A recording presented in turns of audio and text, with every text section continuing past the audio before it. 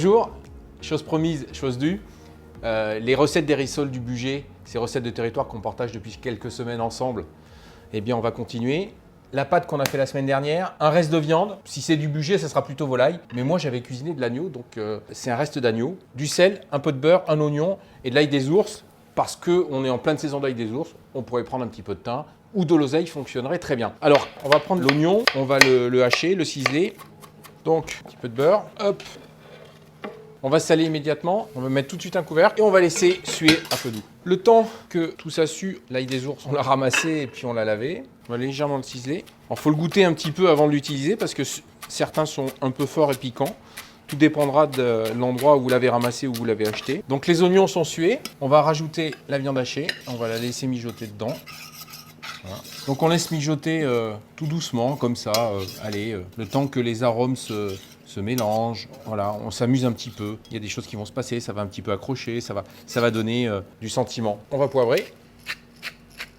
On va mettre l'ail et on va le laisser fondre. Vous voyez là, il y a un petit truc qui se passe au fond qui est assez intéressant. Surtout, on le gratte bien. C'est ce qui va donner un goût à la farce assez intéressant. Là, on voit que l'ail est totalement fondu. On va débarrasser la farce et on va la refroidir. On va la goûter.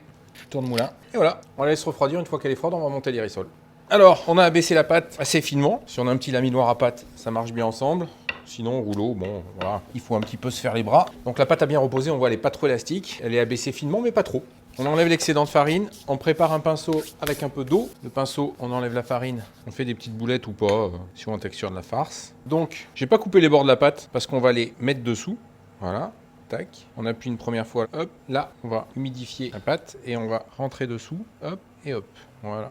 Ça, on va réserver pour une deuxième utilisation. Là, on forme les rissoles. Vous voyez, il y a de l'air. Donc pour les former correctement, de chaque côté, on vient faire 2 trous à la base avec une fourchette. Et voilà. Nous, on a un petit rouleau. Sinon, c'est un bout de manche à balai. Voilà. Ça permet, en fait, comme la pâte est épaisse, qu'il y a 3 épaisseurs à cet endroit-là, de donner une uniformité. On repousse un peu la farce de chaque côté. Clac, clac et clac. On prend un couteau et on coupe à 1 mm. Tac. On peut les faire plus petites, on peut les faire plus grosses. Ça fait partie des caractéristiques de la cuisine en France. C'est la cuisine du lendemain, comme le bœuf miroton, comme les tomates farcies et comme beaucoup de choses. Et voilà, une rissole. On fait chauffer de l'huile. Comme on n'a pas de thermomètre à la maison, il faut qu'en fait on ait une petite ébullition comme ça. Voilà, on fait attention de ne pas se brûler.